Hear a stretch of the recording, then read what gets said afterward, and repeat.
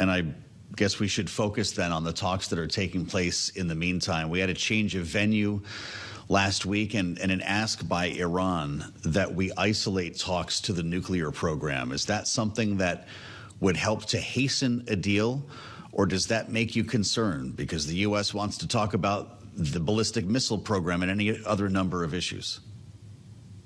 Well, it just seems like we're in Groundhog Day, unfortunately, except this isn't a rom-com. This is a really serious endeavor that involves nuclear weapons and potential regional war.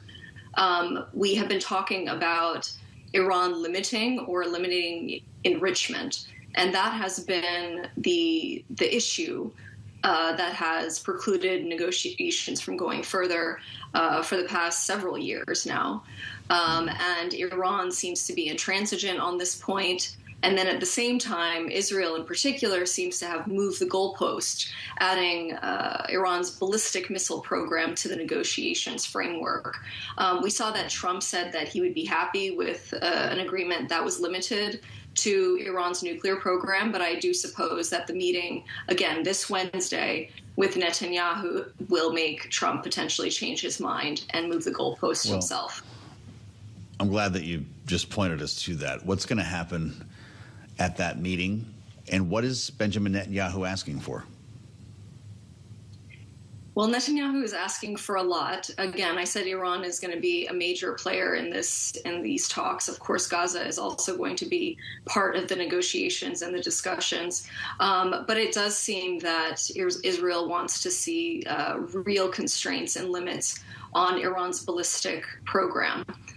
In the meantime, those in the region had always been worried about this program in Iran, even more so than the nuclear program, but had been told by previous administrations that they needed to essentially look to diplomatic negotiations with Iran over military warfare to deal with this issue. And of course, the Trump administration has been quite different.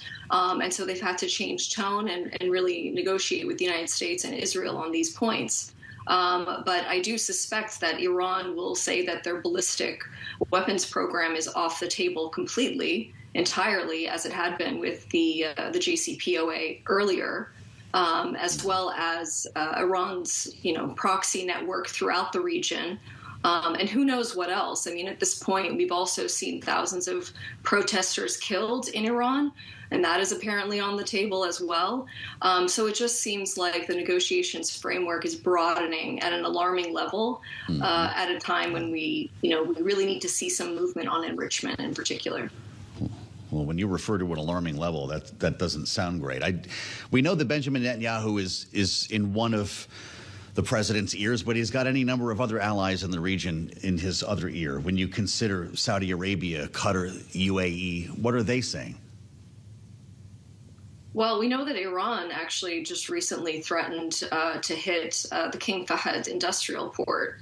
Now, as your audience members might know, this serves for around 20% of Saudi's trade and transit. So this would significantly affect oil markets, global trade. And they've made similar threats to other entities sort of throughout the region.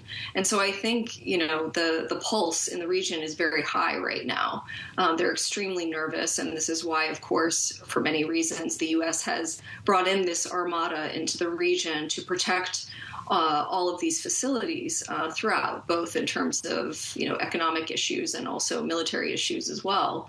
But I think that they are in high alert mode.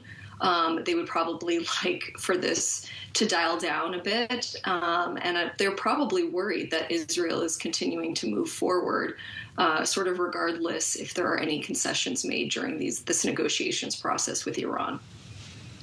Interesting. I have to ask you about Gaza. I'm assuming this is on the agenda when Benjamin Netanyahu arrives, which then invokes this idea of the board of peace and exactly where we are on the next stage or next phase of this ceasefire agreement. Natasha, will there be news this week? That sort of remains to be seen. We've seen a lot of rhetoric in terms of the Board of Peace, in terms of the launching of so-called Phase 2 of the 20-point peace plan, but we haven't really seen reality change for Palestinians on the ground. We've seen all of the hostages, both alive and dead, returned. But we haven't seen the withdrawal of Israeli forces in any substantial way. We haven't seen the scale up of humanitarian aid that was promised. So the situation remains extremely dire for most Palestinians on the ground. And at the same time, we've seen a lot of U.S. allies refusing to join the Board of Peace, which is essentially this entity that Trump created in which he is the chairman for life. And has full power over.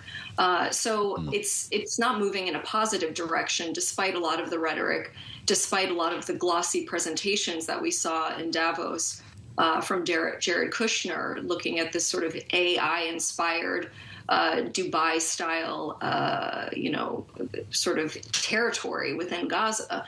And the reality on the ground is just so separated from that it's hard to be optimistic about this moving forward.